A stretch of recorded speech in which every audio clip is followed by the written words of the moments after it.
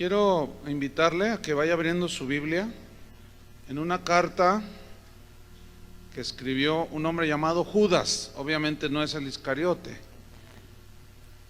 Judas tiene solamente un capítulo. Entonces vamos a leer el versículo 3 y 4, porque vamos a continuar con la serie temas de importancia para la iglesia. Hace un par de semanas yo les hablé del extremo del legalismo, ¿se acuerdan? Hoy les voy a hablar el extremo del libertinaje, que es el otro lado. Y para eso vamos a leer Judas 3 y 4. Dice así: amados, por la gran solicitud que tenía de escribiros,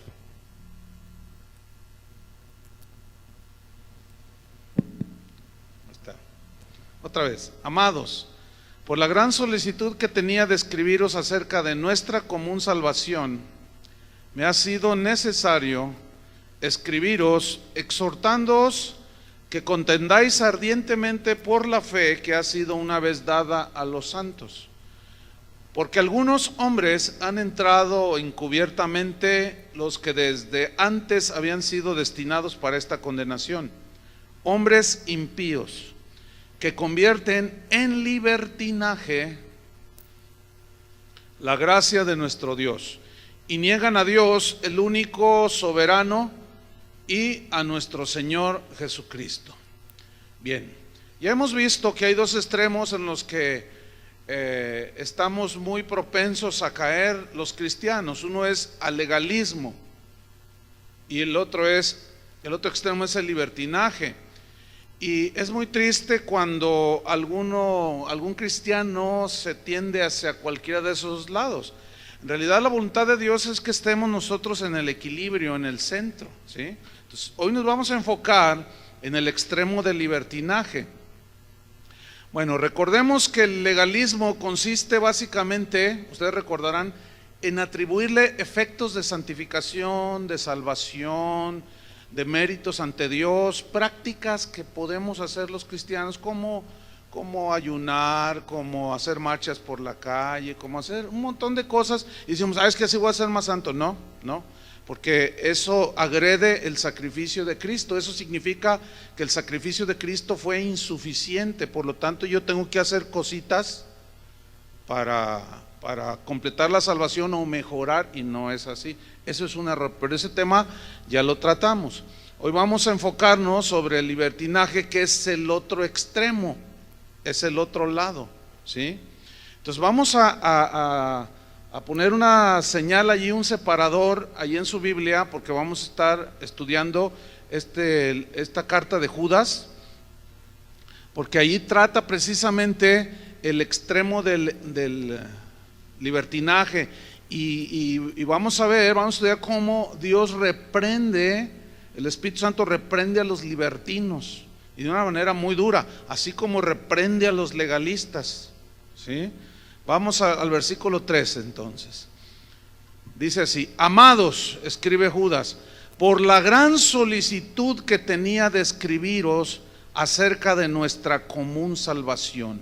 Esa frase, gran solicitud, significa una urgencia de decir algo, una urgencia de comunicar algo, una urgencia de decirles que había un peligro en el que los cristianos de ese tiempo y los de este tiempo podían caer. Por eso la urgencia de Judas al decir: yo tengo una gran solicitud, una urgencia de amonestarlos y de prevenirles.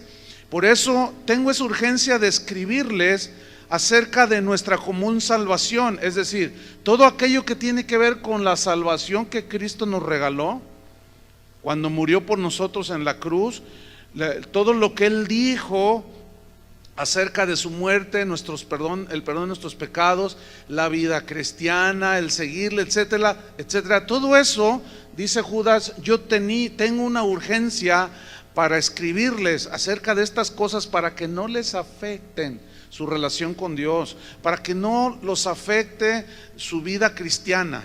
Esa era la preocupación de este Judas. Y luego dice, entonces, tenía esa necesidad de escribirles, sigo en el versículo 3, me ha sido necesario. O sea, era una necesidad. Lo mismo que el día de hoy sigue siendo una tremenda necesidad que los cristianos aprendamos el equilibrio, el balance, que no nos vayamos al legalismo, pero tampoco nos vayamos al libertinaje, sino que permanezcamos en el centro, lo más equilibrados posible. Por eso decía, me ha sido necesario, sigo en el versículo 3, me ha sido necesario escribirles exhortándolos. Aquí exhortando significa animándolos, amonestándolos, llamándoles la atención para que hicieran algo muy importante que viene a continuación en el versículo. Exhortándoos que contendáis. La palabra aquí contender no significa pelearse como dos señoras en el mercado. Bla, bla, bla, bla, bla, y que tú, y que yo, y que no, y que tú, y que… No, no, no. Aquí la palabra contender no significa pelearse en la carne, ¿entienden? Que tú le dices y le dices botellita de Jerez y le empiezas allá a decir cosas. No se refiere, eso es de la carne. Aquí contender viene de un término griego que significa defender cuerpo a cuerpo, enfrentar para defender, enfrentar al adversario cara a cara. Pero en este caso la lucha no es en la carne, ¿entienden? En realidad nuestras luchas no son en la carne, son espirituales. Entonces ese verbo contender significa eso, defender. Ahora, ¿qué vamos a defender? ¿Y cómo vamos a defender? Dice, que contendáis, que defendáis. Pero luego añade otra palabrita, si ustedes se fijan en el versículo 3, que contendáis ¿cómo? Ardientemente. Sígame allí en su Biblia. O sea, usted de vez en cuando voltea a verme, porque no me vaya a quedar dormido,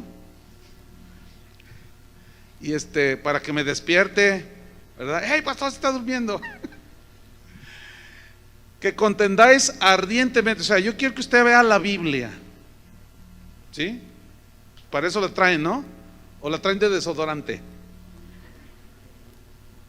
La trajeron para leerla, ¿no? Entonces, vaya aprendiendo a seguir así el estudio, la enseñanza. Entonces dice, me ha sido necesario animarlos, exhortándolos, para que defiendan ardientemente. Y esa palabra ardientemente significa vigorosamente, significa decididamente, con decisión, con fervor. Pero hay una palabra muy importante que describe defender ardientemente, que es la palabra eficacia o eficazmente. O sea, nosotros no vamos a defender, vamos a hacerlo de una manera decidida, con valor, con valentía. Vamos a defender las verdades del Evangelio, lo que el Señor nos ha dado en la salvación, pero lo vamos a hacer de una manera eficaz. ¿Cómo la debemos hacer? De una manera eficaz, sabia, no tonta, no torpe, no insensata. Por ejemplo, si alguien te ofende y te dice algo, no, tú te vas a ir al infierno, o otro que te diga, no, el infierno no existe, entonces tú debes de defender las verdades de Dios ardientemente, pero sin llegar a la ofensa. ¿Me explico?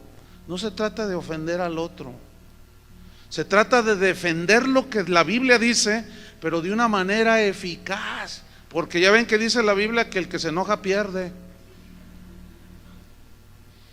Y esto es muy común en los cristianos, ¿verdad? Que tú le estás compartiendo a alguien y te empieza a rebatir, te empieza a decir cosas, o te encuentras con un falso y le empieza a decir, y te empiezan ellos a hacer agresiones realmente fuertes, te pueden empezar a calumniar, y tú tienes que guardar la compostura, tienes que hacer una defensa, pero eficaz, ¿entienden? Una defensa sabia.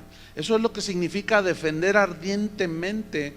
Pero esa defensa, para fin de que sea eficaz, tiene que tener el sustento de la palabra de Dios. Por ejemplo, en Hebreos 4:12 dice así: porque la palabra de Dios es viva y eficaz. ¿Qué significa? como tiene la vida de Dios, es la única que puede producir cambios en la gente. La palabra de Dios es la única que puede producir transformación en la gente. La manera eficaz, señora, cuyo marido no es cristiano, la manera eficaz de acercarlo a Cristo, según la Biblia, dice que usted lo debe ganar por su conducta, por su testimonio.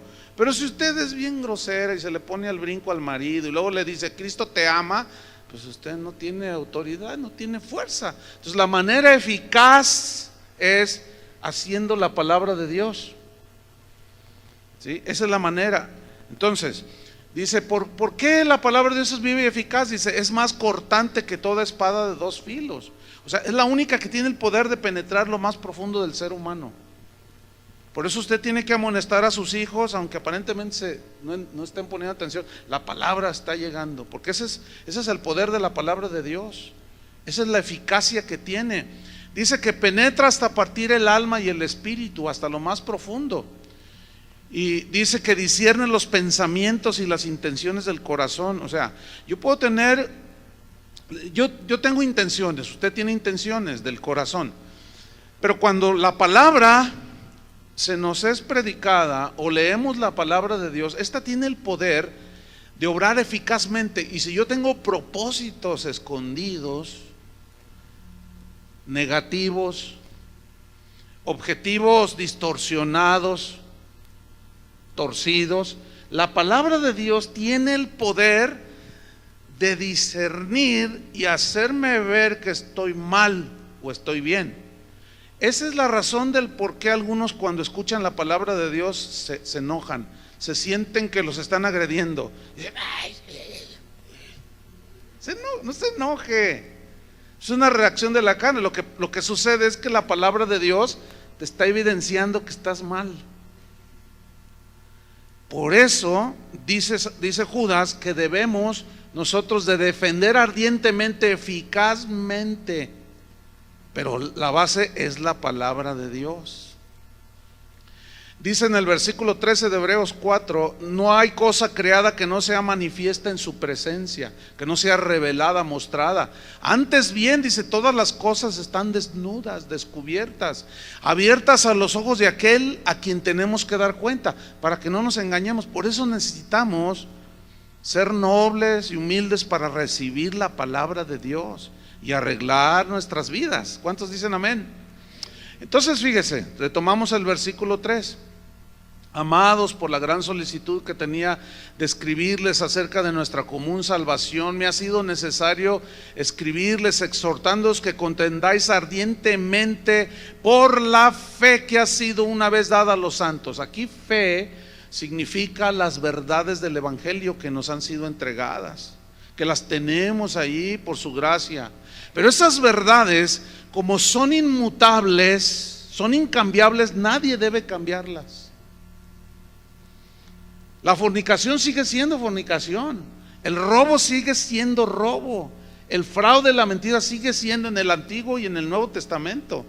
Y tenemos que llamarle al pecado por su nombre, tal y como la Biblia lo dice. No tenemos que camuflajear con términos que a veces la gente dice, ay, pues esa palabra describe mi asunto que hago, pero pues esa palabra hasta se oye bonita. No es así. No es así. Tenemos que sustentar, o mejor dicho, defender las verdades que son inmutables. Esa fe que nos ha sido dada son verdades eternas, son verdades incambiables, son verdades no negociables. Yo no puedo negociar con Dios. Oye, déjame hacer esta transita, Señor, tú sabes que necesito el dinero. O sea, ¿cómo? Si oye hasta extraño una negociación así.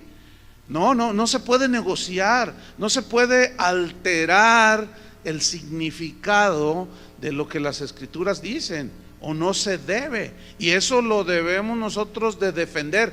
Eso es lo que debemos defender. Jesús dijo que el cielo y la tierra pasarán, pero su palabra, ¿qué?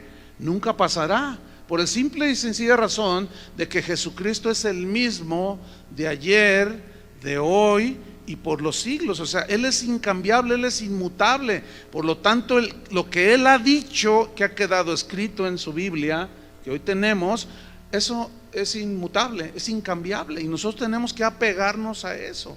Miren, los tiempos cambian, las costumbres cambian, doctrinas van y vienen, cambian a cada rato, pero la palabra de Dios no. Esa que escribió Judas hace casi 2000 años es exactamente la misma que estamos leyendo hoy, que con la gracia de Dios yo les voy a explicar. Ahora, ¿cuál es la razón de que Judas les escribió a los cristianos a que defendieran cara a cara, ardientemente, con fervor, con eficacia, las verdades del Evangelio? ¿Cuál era la razón? La razón está en el versículo 4 de Judas. Ahí está la razón. Dice: porque algunos hombres han entrado encubiertamente. Esa es la razón. Porque algunos, no dice que todos, algunos hombres han entrado encubiertamente. La palabra encubiertamente significa entrar con disimulo, fingiendo, poniendo una fachada, haciéndose pasar por alguien que en realidad no es. Usted sabe que es un delito decir que usted es abogado cuando nunca se graduó en la escuela de Derecho. Esa es usurpación de funciones o de profesiones, y ese es un delito, ¿cierto o no? Lo mismo cuando alguien se hace pasar por policía federal y no es policía federal, es un delito. Si esas cosas terrenales son castigadas por los mismos seres humanos, imagínese a alguien que se hace pasar por cristiano, se pone la placa de cristiano pero no es cristiano. Y a esos es los que se está refiriendo, y se refiere concretamente a los libertinos que entran encubiertamente de una manera disimulada. La palabra en el griego encubiertamente también significa entrar por un lado, o sea, no entrar por la puerta principal donde todo mundo los ve, sino habla de ese entrar encubierto, y fingen, traen actitudes perversas, en fin. Y esa frase de entrar por un costado, Jesús mismo en Juan capítulo 10, abra su Biblia en Juan 10, pero pongo una señal en Judas, porque esa misma verdad Jesús la habló. Y dice en Juan capítulo 10 versículo 1, dice: de cierto os digo. Ese doble de cierto es una manera de expresarse de los judíos, pero es lo que se entiende, lo que se debe entender es que hay un énfasis contundente de que es una verdad inalterable, que nadie debe cambiar. De cierto, dice, de cierto os digo, el que no entra por la puerta en el redil de las ovejas, sino que sube por otra parte, ese es ¿qué? Ladrón y salteador. Se metió por un lado, se metió encubiertamente. ¿Cómo se meten los ladrones? Por la puerta principal, a veces, cuando no está nadie. Pero ¿cómo entran? Forzando, tumbando, rompiendo candados. Esa no es la manera correcta de entrar por la puerta, por una puerta.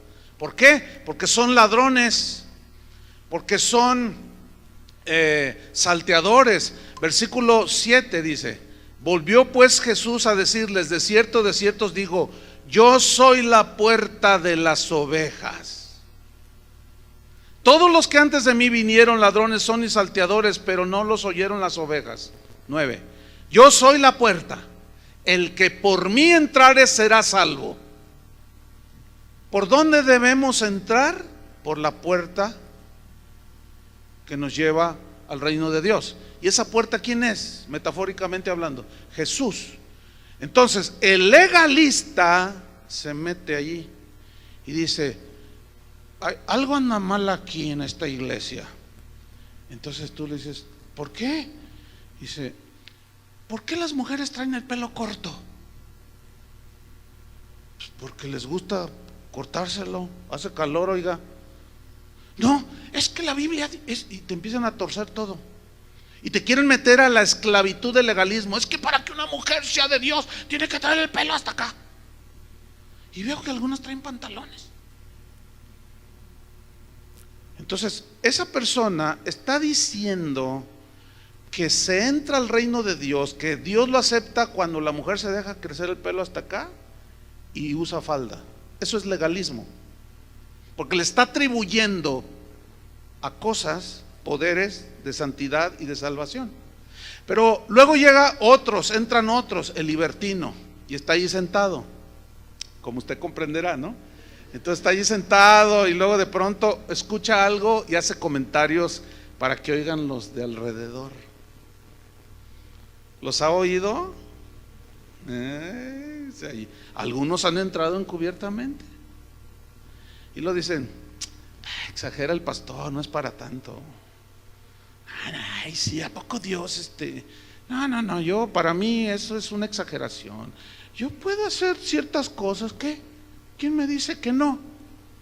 Entonces está por ahí uno de esos hermanitos que andan ahí empezando o que está luchando. ¿Cómo dijo? No, tú puedes. Dios conoce nuestra debilidad, sabe que somos hombres. Además Él es amor, Él es perdonador.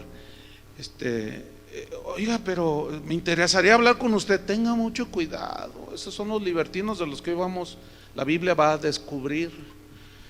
Entonces, volvamos a Judas.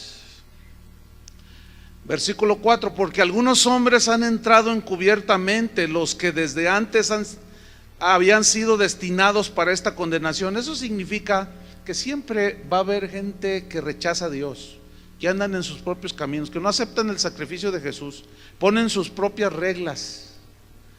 Y luego dice: hombres impíos. Ponga sus ojos ahí en el versículo: hombres impíos.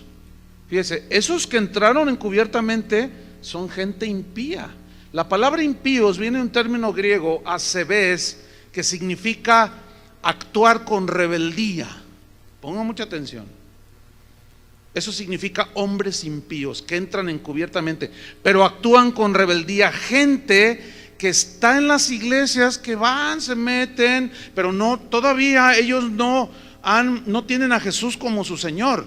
Ellos traen su legalismo, traen su libertinaje.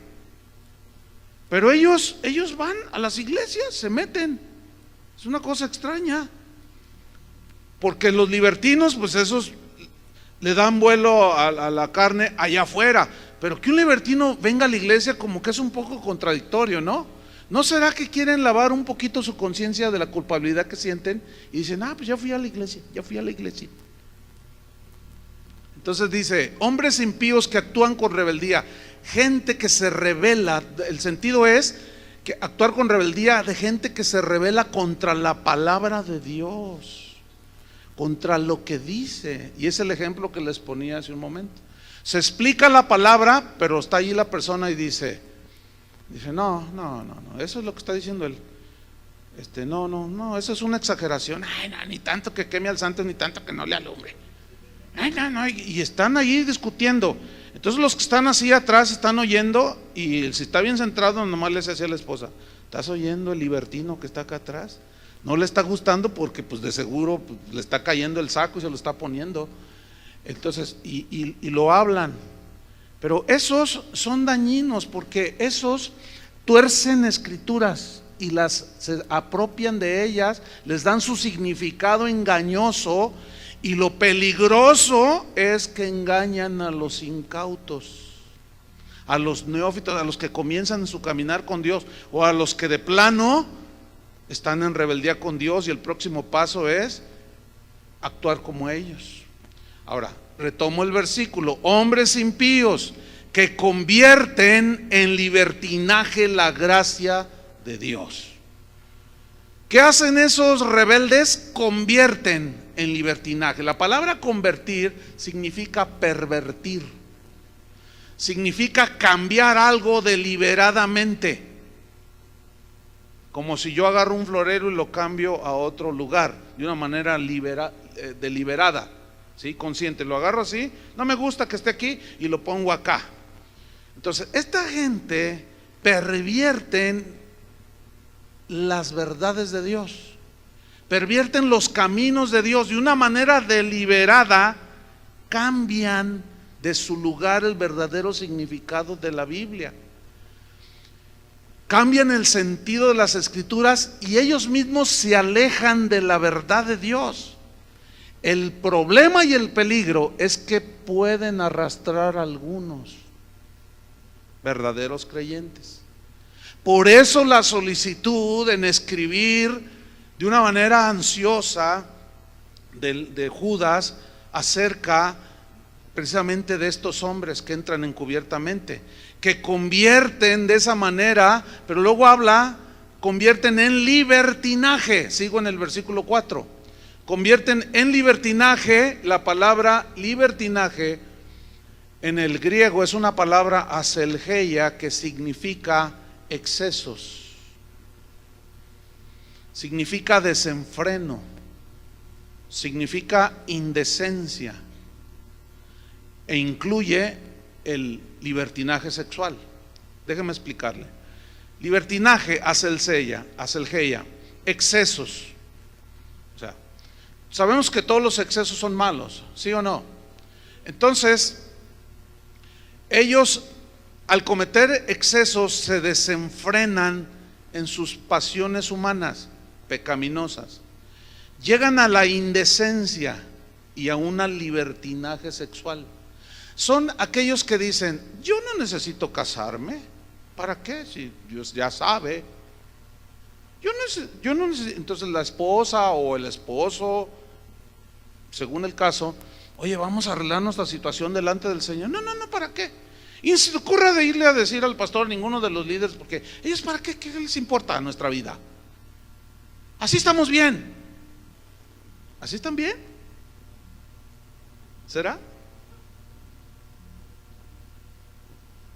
No están bien, ¿cómo va a estar bien? No ves que la Biblia dice, y empiezan a torcer todo, ¿sí? Eso es el libertinaje, el desenfreno, ¿sí? Dicen: pues yo no entiendo, Dios puso el impulso sexual, luego nos lo refrena. ¿Qué clase de Dios es ese? Se me hace que está medio bipolar Dios, porque nos puso el instinto sexual, la atracción sexual, y luego nos la puso allí y luego nos la refrena. ¿Cómo está eso? A ver, no, Dios no la puso aquí pues para que la usemos. Oye, pero la Biblia dice: no adulterarás. Dios rechaza la homosexualidad, el lesbianismo, la fornicación. Son pecados que agreden tu mismo cuerpo y a la otra persona. No, estás mal. Lo que significa, y te empiezan a decir un montón de cosas que nada que ver, y empiezan a torcer el sentido de las Escrituras. Entonces ellos dicen: no, Dios me puso eso, Dios lo puso para usarlo, ¿no? ¿Para qué te dio la vista? Para usarla, ¿no? ¿Para qué te dio los pies? Para caminar, ¿no? Y te empiezan con su filosofía, te empiezan a engañar. Y es así, escúchenme bien, sobre todo. Es que en este sentido se distinguen más los hombres que las mujeres. Escúchenme bien, las mujeres solteras andan libertinos, se meten y empiezan a seducir, y al rato ya están en la cama con ellas. Y yo no sé cómo le hacen para convencerlas de que no está mal, de que Dios es perdonador y que Dios es amor. Ahora, ¿Dios es amor? ¿Es perdonador? Sí, pero ¿qué onda con eso? Entonces, no, siento que hicimos mal, no, hay que confesar el pecado al Señor. Yo tengo que ir con el pastor para que nos aconseje. No, ni vayas. Él ha de tener sus cositas también. No, son terribles esa gente, ¿eh? Y se meten allí. Mire, déjeme decirle algo. Cuando usted oiga que alguien dice cosas en plena predicación, escúcheme bien, o parejitas que se están bese y bese en la misma predicación, por favor, bájese. Usted no les diga nada y dígale a cualquiera de los pastores aquí: oiga, ahí está un señor, dice cosas, ¿eh? ¿Por qué hay que descubrirlos? porque los demás, hay gente débil que corren el riesgo de ser arrastrados por esta gente. Ahora, si usted tiene pues la valentía, pues volteese y le diga: por favor, hermano, ¿quiere callarse? Porque usted está diciendo puras tonterías. Respete lo que está diciendo, o si ve una parejita que está ahí metiéndose la mano y todo, usted dígale así, hágale: oigan, por favor, ¿se quieren comportar? Fíjense, si aquí lo hacen. El problema, ¿saben qué es? Que algunos legalistas o algunos libertinos, cuando ven eso, dicen: no, aquí se vale. El legalista dice: mira nomás, ¿cómo permiten? ¿Quién permite? Ni modo de estar yo ahí. ¿Cómo vamos a permitir eso, por el amor de Dios? No permitimos eso. Y el libertino dice: no, pues aquí está suave, además aquí era un cine.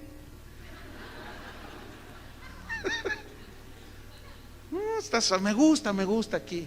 No. Déjeme hacerle algunas preguntas a los libertinos.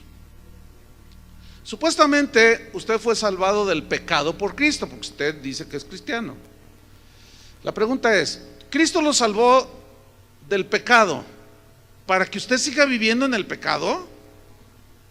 No tiene sentido. Otra pregunta: usted dice que es salvo. La pregunta es: ¿pero para hacer lo que le da a usted la gana? Pues no tiene sentido, porque decimos que Jesús es mi Señor. ¿Qué significa que Jesús señorea? Que el Señor gobierna mi vida con su palabra. Entonces, no tiene sentido decir: soy salvo, Jesús, soy cristiano, soy hijo de Dios, Jesús es mi Señor, y usted hace lo que le da su gana. No tiene sentido. Otra pregunta: usted fue hecho libre de la esclavitud del pecado. Dice: sí, yo ya soy libre. La pregunta es: ¿para seguir viviendo en adulterio? No tiene sentido. ¿O para seguir robando? No tiene sentido. ¿O para seguir fraudeando? ¿O para seguir mintiendo? No tiene sentido. Otra pregunta: Jesús murió por tus pecados pasados. Dice el libertino: sí. Y la pregunta es: ¿para solaparte tus pecados presentes y futuros? A ver. No, es que Él murió ya por mis pecados. Pero ¿murió para solaparte tus pecados presentes? ¿Y aún los futuros? Pues no tiene sentido.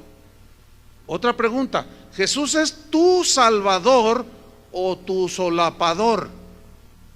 Bueno, la respuesta es bien obvia. ¿Jesús qué es? Salvador. Entonces, ¿de dónde libertinos piensan? Por un lado, se agarran de algo que es una verdad: Dios es amor y Él perdona todo. Sí, es cierto. Pero Él no nos salvó por amor, pero no nos salvó para seguir igual. Ahí está el libertinaje y el engaño. Otra pregunta: si tú dices que eres salvo y vives como vives, entonces ¿tú consideras que la gracia es licencia para pecar? Porque dicen: ya no estamos bajo la ley, sino bajo la gracia. Y cuando alguien dice eso y vive como vive, lo que está diciendo es: bueno, es que la gracia me permite hacer todo. No, hermanos, no. Bueno, la gran mayoría de ustedes dicen: no, claro, porque ustedes están en los caminos del Señor. Pero los libertinos se meten de una manera encubierta y son muy peligrosos. Entonces, otra pregunta y última: ¿de cuándo acá el evangelio de la gracia permite excesos? ¿No?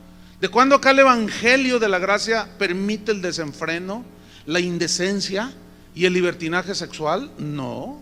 Hay un concepto totalmente erróneo, porque ciertamente el regalo de la salvación fue por gracia, ¿sí o no?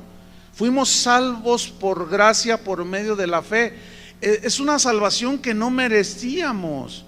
Y Dios nos las regaló cuando nos concedió también el don de arrepentirnos y nos limpió con su sangre. Pero estos libertinos convierten en libertinaje la gracia de nuestro Señor Jesucristo, y ellos asumen que la libertad de la ley, que ya, porque dicen ya somos libres de la maldición de la ley y ahora estamos bajo la gracia, y ellos interpretan como gracia como la libertad para seguir pecando. ¿Creen ustedes que eso sea correcto? Gálatas 5:13, mira lo que dice, Gálatas 5:13. Ahora, ¿cuántos son libres en Cristo? ¿Para hacer lo que queremos? No. Usted sabe que Dios le puso límites al mar, ¿verdad? ¿Qué sucede cuando el mar rebasa los límites? Destruye, ¿no? Es lo mismo. Nosotros, mientras estemos en los límites que son los mandamientos de Dios, marchamos en orden, pero rebasamos los límites y somos como el tsunami, pura destrucción. Gálatas 5:13 dice así: porque vosotros, hermanos, a libertad fuisteis llamados. ¿Qué significa libertad? Libertad de la esclavitud del pecado, hermanos. Ya el pecado no se enseñorea de nosotros, no se debe enseñorear de nosotros. Pero luego Pablo dice: solamente que no uséis la libertad como ocasión, ¿para qué? Para la carne. ¿Más claro que eso? Mis estimados libertinos. Ahora fíjate, sigo en el versículo. Hombres impíos que convierten en libertinaje la gracia de nuestro Dios. Y mira esto, y niegan a Dios, el único soberano, y a nuestro Señor Jesucristo. ¿Qué significa que niegan a Dios, que es el único soberano?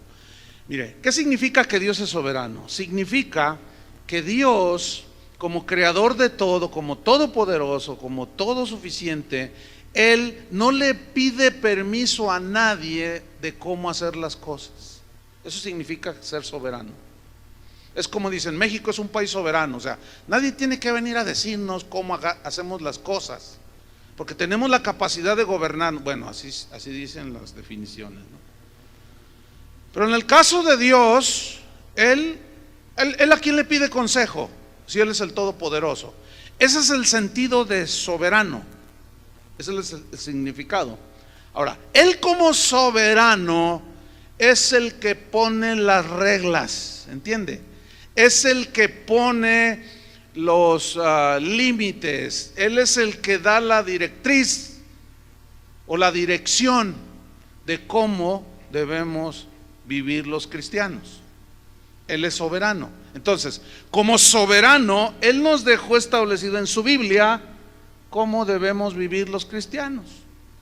¿Cómo debemos vivir los cristianos? ¿Peleando? No, soportándonos con paciencia, ¿no dice así? ¿Cómo debemos de vivir los cristianos? ¿Odiando? ¿Llenos de amargura? No, perdonando. Pero que bueno, eso es negar a Dios, es negar su soberanía. Porque es decir, no, pero ¿por qué? Y entonces se empieza a pelear con Dios. Y esos libertinos es lo que hacen. Ellos se creen los soberanos, pero son unos soberanos necios. Se creen ellos mejores que Dios, porque dicen, no, bueno, sí dice allí, pero ¿qué? En el momento que nosotros discutimos lo que Dios dice, en ese momento nos estamos rebelando en contra de la autoridad del soberano y de nuestro Señor Jesucristo. Entonces, ellos mismos ponen sus lineamientos, ellos mismos ponen sus parámetros de conducta. El problema es que toman versículos de la Biblia para justificarlos. Y el peligro entonces para la grey, para las ovejas, está en que estos pueden engañar. Escúcheme bien, todo aquello que sea una incitación a lo malo, Esa es una incitación al libertinaje. Todo aquello que se hace, bueno, mira, vamos a hacer esto, pero no le digas a tu papá. ¿Por qué no? ¿Qué escondes? Le dice al muchacho, ¿verdad? Oye, vamos a ver, pero no hay que decirle al pastor. ¿Qué esconde? ¿Que no hay que decirle? Vamos a hacer esto, pero no le digas al gerente. A ver, ¿cómo que no le diga al gerente? No, sí, nosotros vamos a hacer, pero no queremos que el gerente se entere. Óigame, no. Si el gerente se entera, le va a ir mal, ¿sí o no? ¿Qué tiene que andar haciendo cosas de su aportación voluntaria?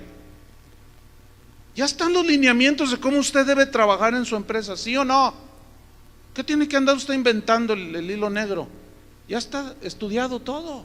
El asunto es que decimos, no, pero aquí no, entonces yo voy a hacerlo así. Y no. Y ese principio está en todos lados. Ya ven que en el periférico pusieron las fotografías para los que manejan muy acelerados. ¿Y sabe qué dice la gente? Pago. Pago. Como le hacen los argentinos, ¿verdad? Como diciendo, pues no tienes la cabeza. Pago. ¿Supieron de uno que a 220 kilómetros por hora 17 fotografías tenía? Pues ya fue a pagar. Fue y pagó. ¿Qué? O sea, ¿qué le dice la ley? Paga ya. Y si voy a 300 por hora en mi bolchito, ¿qué? Pago. Esos son los libertinos, ¿entiende? Hermano, nosotros somos libres de la esclavitud del pecado, pero no somos libres para hacer lo que queramos. Gracias, hermano. Nomás con uno me conformo. Mire, a continuación, a partir del versículo 5, Judas empieza a descubrir a los libertinos, porque empieza a describir sus rasgos de carácter, de personalidad, de conducta. Comienza a describir sus vicios, sus excesos, sus blasfemias, su corrupción. Y el asunto es que compara a esos hombres que entran encubiertamente, los compara con algunos ejemplos que hay en el Antiguo Testamento. Vamos al versículo número 5. Judas 1:5 dice: mas quiero recordarles. Esa frase es muy importante, como diciendo, ahí va la advertencia para los libertinos. No crean que pueden hacer lo que se les da su gana en la casa del Señor, en la iglesia del Señor. Ustedes hacen lo que quieren, tengan cuidado de esos, de los libertinos. Pero ahí les va, dice Judas, ahí les va. Quiero recordarles. Esto es a manera de amonestación, porque ha oído a esa gente que dice, no, lo del Antiguo Testamento, eso ya pasó. No todo. Pasó el rigor de la ley, pero las cuestiones morales como el mentir, eso sigue siendo. ¿Entiende? Entonces dice, quiero recordarles, ya que una vez lo habéis sabido, que el Señor, habiendo salvado al pueblo, sacándolo de Egipto, después destruyó a los que no creyeron. Aquí no creyeron se refiere a se rebelaron. Eso, alguien que no cree es que se está rebelando a lo que Dios dice. Y se refiere concretamente a la salida del pueblo de Israel de la esclavitud de Egipto, y la trayectoria que Dios los llevaba para meterlos a la tierra prometida, y que se encontraron en el desierto. Y cuando estaban ahí en el desierto, Números 14, 26 al 35, mire lo que sucedió en ese trayecto. Jehová, dice Números 14, 26, Jehová habló a Moisés y a Aarón. ¿Quién eran Moisés y Aarón? Moisés pues era el líder, digamos el libertador aquí, y Aarón era el sacerdote, ¿sí? Que ministraba, o sea, los pastores, digámoslo así, para que me entiendan. Les habló a ellos y les dijo: ¿hasta cuándo, fíjense, oiré esta depravada multitud que murmura contra mí? ¿Qué? ¿Cómo que murmuran? Dice, las querellas de los hijos de Israel que de mí se quejan. ¿Saben qué hacían los israelitas? Ellos nunca entendieron que tenían que pasar el desierto para llegar a la tierra prometida. Ellos nunca lo pudieron entender. Ellos creían que ya salieron y ya todo amor y paz y aún hay más, ¿no? Dicen, pero escúcheme bien, eso es exactamente lo que enseñan los predicadores de la prosperidad. Conviértete a Cristo y todo. No, la Biblia dice que es necesario que a través de muchas tribulaciones entremos ¿a dónde? Al reino de los cielos. ¿Qué significa eso? Que aquí en la tierra vamos a enfrentar un montón de cosas. Entonces los que enseñan eso son libertinos. ¿Por qué? Porque enseñan a la gente mal. Entonces cuando la gente va en el trayecto hacia esa vida de prosperidad, dicen ellos, se encuentran con las pruebas y dificultades de la vida y comienzan a quejarse delante de Dios. Y comienzan a murmurar de Dios, pues tu palabra dice, y por qué yo no, y que no sé qué. Y empiezan a quejarse delante de Dios. Pues es que Dios nunca prometió que aquí en la tierra no iba a haber llanto, ni lágrimas, ni dolor. Eso lo prometió allá en el cielo, en su presencia, no aquí. Pero estos encubiertos y a veces trepados en los púlpitos, enseñan así a la gente. Y los engañan. Entonces hacen que la gente se queje y Dios trae la disciplina sobre de ellos, o el juicio, que fue lo que pasó aquí. Dice el versículo 29, mire: en este desierto caerán vuestros cuerpos, todo el número de los que fueron contados de entre vosotros, de 20 años arriba, los cuales han murmurado contra mí. O sea, yo murmuro contra Dios cuando al ver sus verdades en la palabra digo, bueno, sí, pero no. Entonces yo digo, no, es que en realidad esto es así y así y así y así. Ya estoy murmurando contra Dios, estoy hablando mal de Dios, estoy diciendo, mira, Dios se equivocó. Él dijo aquí, pero en realidad Él está equivocado. Yo te voy a decir cómo son las cosas. Ay, y lo grave de esto es que uno puede decir, ay, ¿quién le va a creer a esos? ¿Quién les va a creer a esos? Si la Biblia nos advierte es por algo, ¿no es cierto? Dice el versículo 30: vosotros a la verdad no entraréis en la tierra por la cual alcé mi mano. Fíjate esta frase, ¿eh? Yo alcé mi mano y juré que os haría habitar en ella. O sea, Dios había jurado, yo los voy a meter a la tierra prometida. ¿Tú crees que Dios iba a cumplir? Claro que sí. Pero lo que ellos nunca pudieron discernir y entender, porque murmuraban entre sí, y eventualmente se levantaba gente como Coré, como Nadab y Abiú entre el mismo pueblo, y engañaban y arrastraban a la gente, y se rebelaban en contra de Dios y arrastraban a la gente. Pero luego dice, exceptuando a Caleb, hijo de Jefone, y a Josué, hijo de Nun. ¿Sabe por qué es exceptuando? ¿Por qué? Porque Moisés mandó, ¿se acuerdan los espías? Mandó 2 espías a reconocer la tierra. Entonces ellos llegan con el reporte, y a Josué y Caleb dice, ¿cómo es la tierra? ¡Qué maravilla! Es una tierra donde hay comida, hay vegetación, hay mucha agua, la miel destila de los panales, hay un fruto, y trajeron fruto. Dice que venían cargando unos racimos de uva con unos travesaños, con unos troncos en los hombros, de tan grandes los racimos. Miren, esto es lo que se da ya, esto es lo que se da. Entonces la gente miró eso, pero los otros 10 dijeron, no, bueno, sí, está muy bonito, sí, pero no podemos entrar, es que hay unos gigantotes, es que esto y lo otro, y la gente se desanimó. ¿Ve? Ahí está. ¿Cómo? Entonces no es tan fácil entrar. No, hay un montón. No vamos a poder. Entonces Josué y Caleb decían, sí podemos, Dios nos prometió, Dios está con nosotros, sí podemos. Y los otros, no, no podemos. Y la gente le creyó a los 10.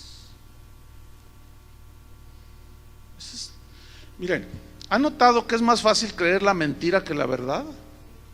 Es más fácil creer lo malo, hacer lo malo que lo bueno, ¿sí o no? Contra eso tenemos que luchar, hermanos. Ese es el problema. Miren lo que sucede, versículo 35. Yo Jehová he hablado, así haré a toda esta multitud perversa que se ha juntado contra mí. En este desierto serán consumidos y ahí morirán. ¿Tú quieres esto? Deja el libertinaje y ten mucho cuidado de los libertinos. ¿Te quieren arrastrar a esto? Vamos al versículo 6 de Judas. Aquí está otro ejemplo que pone Judas. Y a los ángeles que no guardaron su dignidad, sino que abandonaron su propia morada, los ha guardado bajo oscuridad en prisiones eternas para el juicio del gran día.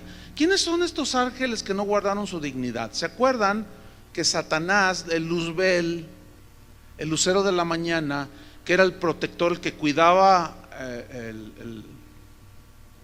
digamos el reino de Dios, el que estaba allí, porque dice Ezequiel que era querubín protector, tenía mucho poder, era un arcángel muy hermoso, pero de pronto dijo, yo me voy a sentar junto al trono de Dios y seré igual que él. Pretendió ser igual que él y en ese momento se concibió la maldad. Ahí tuvo origen la maldad, que después transmitió por la tentación al ser humano. Bueno, cuando Satanás trama esa rebelión, dice la Biblia en Apocalipsis 12 que arrastró a una tercera parte de los ángeles, dice de las estrellas del cielo, pero es una referencia metafórica a los ángeles, que la mayoría de los teólogos más respetados dicen que esos ángeles que fueron arrastrados por Satanás en su rebelión, o sea, los influyó, les dijo, yo voy a ser ahora el mero mero, ¿entienden? Entonces síganme los malos, porque los buenos no lo siguieron, nada más una tercera parte. Pero mira, una tercera parte, son millones. Y la mayoría de los teólogos aseguran que esos son los demonios, los ángeles caídos, que atormentan a la gente. Ellos mismos están atormentados por su rebelión. Viven, dice, en prisiones eternas de oscuridad. No significa que están haciendo unos barrotes, sino que están en una oscuridad. La oscuridad habla de tinieblas que no dejan ver, que están ellos en total depravación. Bueno, Judas les dice, acuérdense que ni siquiera los ángeles que se rebelaron allá arriba, Dios los tuvo por inocentes, tampoco. Entonces acuérdense, no se les olvide, para que no digan, no, la Biblia es clara de que a todos los va a salvar porque todos somos hijos de Dios. ¿Qué no has leído la Biblia que dice que de tal manera amó Dios a quién? Al mundo, y el mundo son todos, dicen, y nada más hasta allí te citan. O sea, ¿por cuántos murió Cristo? Entonces tú le respondes, por todos, ¿verdad que sí? Ya ves, si Él murió por todos, de alguna manera en su infinito amor, Él a todos nos va a salvar al final de todo. A ver, ¿tú echarías a tu hijo al infierno? ¿Lo echarías así que se está quemando una fogata y lo lanzarías ahí para que se queme tu hijo? Y tu respuesta humana es no. ¿Tú crees que Dios, siendo amor, va a mandarlos al infierno? Y luego tú, pues sí, ¿edad? Ay, sí, ¿edad? Y luego dices, no, este hermano tiene una revelación, ¿edad? ¿Edad, hermanos? ¿Qué cosas, no? Y tuercen todo. Versículo 7. Esto no les va a gustar a los libertinos homosexuales. ¿Sabía usted que hay cristianos que defienden la homosexualidad? Ay, ¿a poco? ¿A poco no? Que defienden el lesbianismo. Pero Judas dice, Ahora, yo me quedo con lo que dice la Biblia. Ciertamente no es algo agradable, pero esto dice la Biblia. ¿Qué vamos a hacer, hermanos? ¿O nos vamos a rebelar? Estaríamos haciendo lo mismo. Mira el versículo 7. Acuérdense que Judas les está diciendo: no se les olvide que Dios en el pasado a los israelitas así, a los ángeles así. Acuérdense de versículo 7. ¿Qué dice? Como Sodoma y Gomorra y las ciudades vecinas, las cuales de la misma manera que aquellos, o sea, de la misma manera actual, está diciendo Judas, que aquellos, o sea, los de Sodoma y Gomorra, habiendo fornicado, aquí habla de inmoralidad sexual, habiendo tenido inmoralidades sexuales e ido en pos o detrás de vicios contra naturaleza. ¿Sabe qué se refiere vicios contra naturaleza? Que un hombre se acostaba con otro hombre, que una mujer se acostaba con otra mujer. Eso significa en el griego vicios contra naturaleza. En Romanos Pablo habla de que dejando el uso los hombres dejando el uso natural de la mujer, uso natural se refiere a relación sexual con la mujer, se encendieron en su lascivia hombres con hombres. Claro, la Biblia no dice homosexualidad, esa es una palabra que se acuñó hace 200 o 300 años. Pero el concepto ahí está, el pecado ahí está. Ese es un argumento de los homosexuales. La Biblia no la condena porque no. A ver, dime dónde dice homosexual. No viene. Pero dice los que se echan con varones, o sea, varones que se acuestan con varones. Entonces dice: habiendo fornicado, ido en pos de vicios contra naturaleza, fueron puestas por ejemplo. ¿Por ejemplo para quién? Para todos. Sufriendo ¿qué? El castigo del fuego eterno. ¿Saben cuál es una de las doctrinas preferidas de los libertinos? Que el infierno no existe. No, el infierno no existe, y te sacan versículos ahí que aparentemente dicen que el infierno no existe, pero nada más claro que esto. Mire, si el infierno no existe, ¿qué estamos haciendo aquí? Mejor vamos a ver al Chicharito. No, ese lo vieron ayer. No, si el infierno no existe, ¿qué estamos haciendo aquí? ¿Contra qué luchamos? ¿De qué nos vamos a librar? No se dejen engañar, hermanos. Déjenme decirle, aquí en la ciudad hay un pastor ahorita de una iglesia, allí por Plaza del Sol, que está predicando que el diablo no existe, que está predicando que el infierno no existe. Están todas las grabaciones ahí. ¿Saben por qué? Porque tiene amoríos con mujeres de su congregación y lo toleran. Los ha manejado de una manera tal que ya la gente dice: no, pues así dice el Señor, hazme favor. ¿Cuál Señor? El Señor de las tinieblas. Versículo, bueno, esto que Judas menciona en el versículo 7 está en Génesis 19, 4 al 25. Pero yo nada más les voy a leer el versículo 4 al 5. Dice que llegaron unos ángeles que Dios los envió porque iban a destruir a Sodoma y Gomorra. Usted conoce la historia, ¿no? Por la maldad de... Entonces Lot no discernió que eran ángeles porque tenían apariencia humana, los invitó a quedarse en su casa, a hospedarlos. Entonces dice el versículo 4: pero antes que se acostasen, rodearon la casa los hombres de la ciudad. Fíjate, dice los hombres de la ciudad, los varones de Sodoma, todavía te lo reitera, los varones. Y le dijeron a Lot: ¿dónde están los varones que vinieron a ti esta noche? Dice: sácalos para que los conozcamos. Y esa palabra, los conozcamos, en el hebreo, es una palabra hebrea que significa para tener relaciones sexuales. Es la misma palabra que se usa cuando dice que Adán conoció a Eva y nació Abel y nació Caín. Eso significa conocer. Es un hebraísmo, es una expresión propia de los judíos. Entonces hay algunas traducciones que ya lo traen así, ya más claro traducido. ¿Alguno de ustedes trae alguna?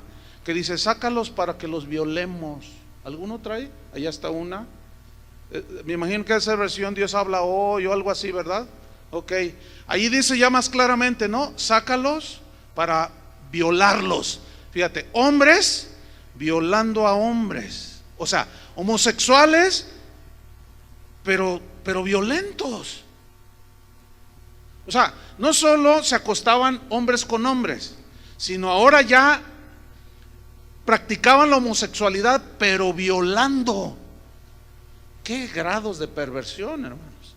Bueno, la historia ahí está. Dios, los ángeles dijeron, vas a salir rápido de aquí, tu esposa, tus hijos, todo, porque esto va a ser destruido, como efectivamente fue destruido. Ahora, Judas está poniendo el ejemplo, hermanos, a los cristianos a los que les escribe. Es necesario que ustedes defiendan las verdades, porque esos convierten en libertinaje la gracia de Dios. Y miren, les pongo como ejemplo para que no digan que no sé cuántas cosas y los engañen. Así como se rebelaron los israelitas, así como allá con Moisés se rebelaron contra él, así como Sodoma y Gomorra, y Dios los destruyó, así también será, Si no, ¿qué caso tiene que él haya citado esos pasajes del Antiguo Testamento? Versículo 8, y vámonos sobre el final, porque aquí comienza él a decir, mira, el versículo 8, no obstante, o sea, significa, a pesar de todo esto, de la misma manera, mira esto, también estos soñadores, esta palabra también es fundamental aquí, o sea, hacen lo mismo que hacían los israelitas en el desierto, lo mismo que los homosexuales y las lesbianas de Sodoma, ¿entienden? Estos también, luego dice soñadores, ahí lo ven en el versículo 8. ¿Qué significa soñadores aquí? Es uno que es alguien que sueña mucho, pero luego cuenta su sueño, le da crédito a su sueño, pero resulta que lo que soñó son puras patrañas, son puras mentiras, son puras cosas de la carne que contradicen las verdades del Evangelio. ¿Saben qué me contaron el otro día? Que para que vean ese asunto de los sueños, que el pastor le dijo, hermano, hay una hermana que tuvo un sueño, hermana, pásale y cuéntenos el sueño, fíjate nomás, Entonces dice, ay hermano, soñé que Dios me dijo en el sueño que les dijera que nos laváramos todos los pies. Y tú dices, bueno, ese pasaje está ahí en el Evangelio de Juan, aunque no hay un mandamiento que nos lavemos los pies, ¿verdad que no? Eso era un acto de humildad, mostrando servicio. Dice, y soñé que nos debemos de lavar los pies, hermanos, unos a otros.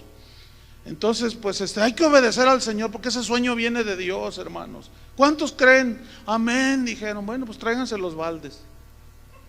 Y el que me lo contó estaba allí. Entonces dice, no, pastor, miren, para ser más específico, me lo contó anoche, su experiencia. Dice, cuando dijiste soñadores, me acordé de la iglesia donde yo estaba, dice. Entonces dice, se sentaron y ya se lavaron los pies, ¿verdad? No eran muchos, unos 100, 120 personas, bíblicos, 120 personas, en el aposento alto. Entonces dice que se lavaron los pies, dice, pero hay una segunda parte del sueño, hermanos, que no le conté, pastor, pero es de Dios, Sí, hermana, ese sueño es de Dios, definitivamente, díganos. Es que el Señor me dijo que después de lavarnos los pies nos tomáramos el agua. No, bueno, usted se ríe porque dice, no invente, soñadora. Imagina allí con ojos, caldo de pescado para los que tienen ojos de pescado, callo de hacha los que tienen callo. Es que no puede ser. Bueno, sí, usted se ríe. Y no ríe porque dice, pero ¿cómo es posible? Y el pastor, ¿cómo dijo, hermana, que dijo el Señor? Que nos tomemos el agua. hermanos, pues sea su voluntad. Yo dije, no puedes. ¿Alguien quiere un vasito de agua? No puede, eso es puro legalismo. Pero el libertinaje, hermanos, yo soñé, miren, todos los que están en Amaciato, no se preocupen, la gracia de Dios los sostiene, hermanos. Y están ahí los amantes, ¿verdad? Ay, ¿oíste? Gloria a su nombre. Sí, Padre, gracias. No inventen, no inventen. Pues muchos se toman esa agua sucia de su legalismo y de su libertinaje. Soñadores. ¿Pero qué hacen esos soñadores? Número 1, sigue el versículo 8. Mancillan la carne. ¿Qué significa mancillar la carne? Contaminan con prácticas pecaminosas la mente y el cuerpo. Eso significa mancillar la carne. Mira lo que dice Pedro en 2 de Pedro 2:17. Dice: estos, refiriéndose también a los mismos libertinos, dice: estos son fuentes sin agua. 2 de Pedro 2:17. Y nubes empujadas por la tormenta, para los cuales la más densa oscuridad está reservada para siempre. Pues hablando palabras infladas y vanas, seducen, mira esto, seducen con concupiscencias de la carne y disoluciones. ¿A quiénes seducen? A los que verdaderamente habían huido de los que viven en error. ¿Lo están viendo? ¿A quién seducen? A nosotros nos quieren seducir. Versículo 19. Les prometen libertad, estos los libertinos, pero ellos mismos son esclavos de corrupción. Porque el que es vencido por alguno es hecho esclavo del que lo venció. O sea, son esclavos del pecado. Pero se protegen o se apoyan, según ellos, en versículos que tuercen. Ahora, volvamos al versículo 8 de Judas. No obstante, de la misma manera, también estos soñadores mancillan la carne. ¿Qué más hacen? Rechazan la autoridad. Aquí rechazar significa desestimar, significa neutralizar. ¿Sabes qué significa desestimar? O sea, dicen, no, bueno, sí, él es el pastor, pero no le diga, no, ¿para qué? Mira, Jehová es nuestro pastor, a él es el que le debemos de dar cuentas. Pero a los hombres aquí en la tierra no. ¿Saben qué hacen cuando un libertino engaña a alguien? Neutraliza. ¿Saben lo que es neutralizar, no? Dejar sin efecto la autoridad.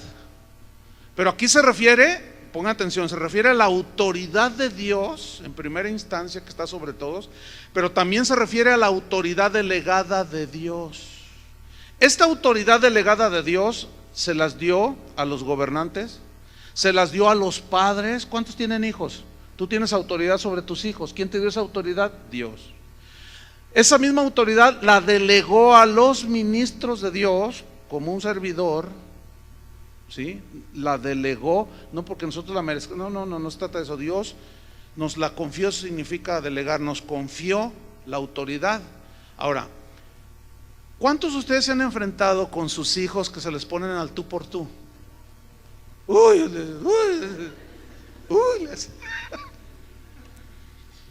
A ver, hijo, ven para acá. Y dice, ¿qué? ¿Yo te pedí nacer? ¿Yo te pedí que fueras mi madre? Hijo, entiende. No, lo que pasa es que tú. Entonces se te ponen. Entonces tú le dices, respétame que soy tu padre o soy tu madre. Y ellos dicen, ¿qué? Tú eres. Y te empiezan a agredir, te empiezan a decir. O sea, rechazan la autoridad. Es que estás, hijo, rebelándote contra Dios. ¿Contra Dios? No me digas.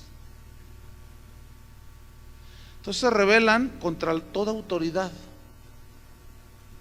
¿Sí? Esos son los libertinos. Entonces esos muchachitos que se rebelan contra la autoridad se van y hacen lo que quieren. Llegan a las 5 de la mañana, se drogan, o sea, son libertinos. rechazan la autoridad. ¿Qué más? Sigo en el versículo 8. Y blasfeman de las potestades superiores. Aquí blasfemar significa hablar despreciativamente. Y ahí está el muchacho y hablando con su compañero, ¿verdad? De borrachera. Y le dice: oye, ¿y tus papás te dicen cosas? Ese viejo. No, es remenso el viejo. El viejito. No. Él va a una tal casa de oración allí donde le han lavado el cerebro. Entonces llega diciéndome: hijo, que Dios, ¿cuál Dios? Es un hipócrita. Mi papá era un borracho. Fíjate, él mismo está diciendo era, a menos que siga haciéndolo. Entonces, ¿con qué autoridad reprendes a tu hijo? Mi papá era un borracho, pero son puros hipócritas. Y hablan de las potestades superiores, calumnian, mienten, hablan de una manera abierta en contra de las autoridades. A ver, ¿algún día en tu niñez hablaste en contra de tu papá? ¿De tu mamá? Hay algunos que dicen sí, otros dicen no. Yo creo que siempre ha habido gente de toda. Bueno, la Biblia dice que si honras a tu padre y a tu madre, cuando te va a ir bien en la vida, dice. Así dice, ¿sí o no? Bueno, ese honrar es respetar su autoridad. Pero respetar la autoridad de Dios te va a ir muchísimo mejor. Respetar la autoridad pastoral también trae sus beneficios. Pero respetar y respetar o no respetar y rechazar la autoridad de Dios y la delegada de los padres, de los pastores, de las autoridades, hermanos, ese es un síntoma de libertinaje. O sea, a mí, yo soy mi propia autoridad, a mí nadie me va a decir qué hago. Eso es lo que dicen. Escúcheme bien, cuando alguien murmura contra Dios, bueno, ahí sí dice, sí, eso dice la Biblia, pero yo pienso así, están rechazando la autoridad. Cuando unos hijos hablan de los papás, están rechazando la autoridad. Cuando unos alumnos en la escuela hablan en contra de los maestros, están rechazando la autoridad. Cuando cristianos hablan, calumnian, dicen mentiras de sus ministros, de sus pastores, están rechazando la autoridad. Con esto que estoy diciendo, no estoy yo protegiéndome y diciendo, no, ustedes me conocen, ustedes saben, están entendiendo la enseñanza. Porque también, fíjense bien, yo como pastor y tengo autoridad delegada, hay una autoridad sobre mí, ¿quién es? Dios. Entonces, ¿qué tengo yo que hacer con esa autoridad? Fíjense bien, si yo me someto a Él, Él respalda mi autoridad. O tú respaldas a tus hijos que se rebelan contra ti, ¿verdad que no? Hasta algunos piensan, dicen, yo ya no les voy a dejar nada de herencia, yo no les voy a dejar nada, les voy a dar. Mejor se lo voy a dar a Pepe Trueno, el de ahí enfrente.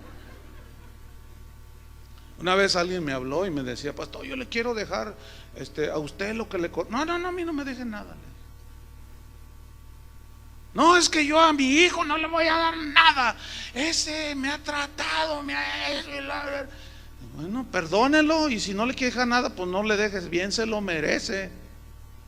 ¿O no? Es lo mismo. Y Dios va a apoyar la autoridad de ese padre de no dejarle nada, porque es una disciplina. Entonces vean hasta dónde llega todo esto. Entonces blasfeman de las potestades superiores. Y luego dice el versículo 9, pone un ejemplo: pero cuando el arcángel Miguel contendía con el diablo, disputando con él por el cuerpo de Moisés, no se atrevió a proferir juicio de maldición contra él, sino que dijo: el Señor te reprenda. O sea, el arcángel Miguel no se puso a contender con Satanás, el arcángel lucero de la mañana, reconociendo, dijo, no está de mí, tú, porque todavía él tenía poder. Satanás sigue teniendo poder.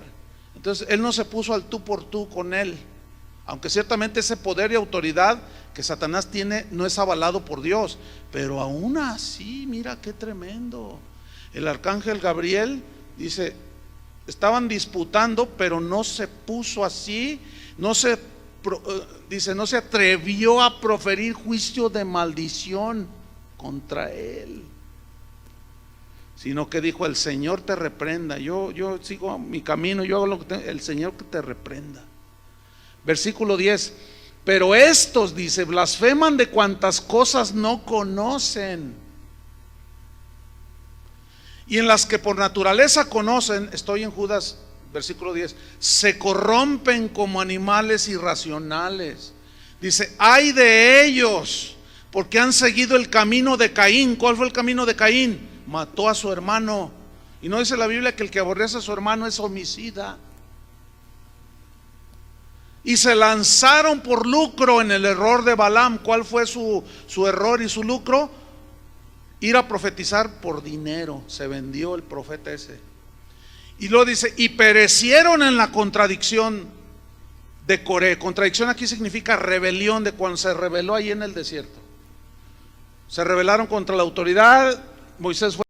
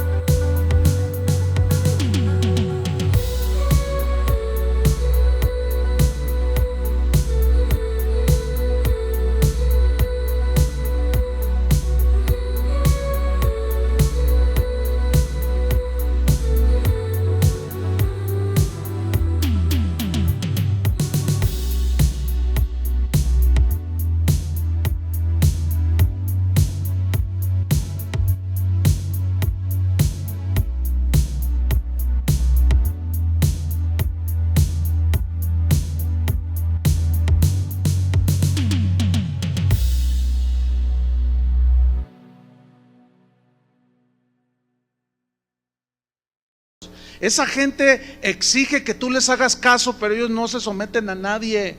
Eso significa nubes sin agua. Pero luego dice cómo son: llevadas para acá, de acá para allá por los vientos. Nomás andan así, andan de iglesia en iglesia. ¿Entienden? Ahorita están aquí, ya no les gustó, no pegaron su chicle, se salieron con la suya y se van a otra. Nubes sin agua, llevada de acá para allá por los vientos. Pero luego dice árboles otoñales. ¿Cómo es un árbol otoñal? Seco, sin hojas, sin follajes, incapaces de dar sombra del calor abrasador y dar frescura. No, son secos. Y como tales son sin fruto, dice. O sea, no hay fruto del espíritu, como el gozo, la paz, la obediencia. ¿Entiende? El perdón. No, todo es amargura en ellos. puras mentiras, el odio sale hasta por su piel, calumnian sin ton ni son, y han agarrado el internet de una manera impresionante para hablar de todo mundo. No hay perdón en sus corazones, y manifiestan un juicio despiadado en contra de los que no son como ellos. Y luego dice: árboles otoñales sin fruto, 2 veces muertos y desarraigados, o sea, muertos espiritualmente y morirán físicamente, y al recibir su condenación. Y finalmente versículo 13 dice: fieras ondas del mar. ¿Cómo son las fieras ondas del mar? ¿Se acuerdan del tsunami? Ese fue una ola de 15 metros, olas de 10, 12, 15 metros, que eran tan poderosas, tan fuertes, que llegaron, rebasaron el límite. Y usted vio los videos en Japón, impresionantes. ¿Qué hacen? Destruyen. Eso es lo único que hacen esos libertinos: destruyen como los tsunamis, como las fieras ondas del mar. Lo dice que espuman, que arrojan. Se fija, cuando rompe una ola, ¿qué queda por encima? Espuma. Eso significa, aquí espumar significa arrojar lo malo. El mar tiene una manera, Dios así lo diseñó, que a través de su movimiento de las olas va arrojando los desechos. ¿Se fija? Arroja a los muertos, arroja a los peces muertos, todo aquello que no sirve en el mar. En las mañanas aparece en la orilla. ¿Se ha fijado? Bueno, eso es todo lo malo, lo que no sirve, ¿sí? Entonces ellos siempre están arrojando pura amargura, ¿entiende?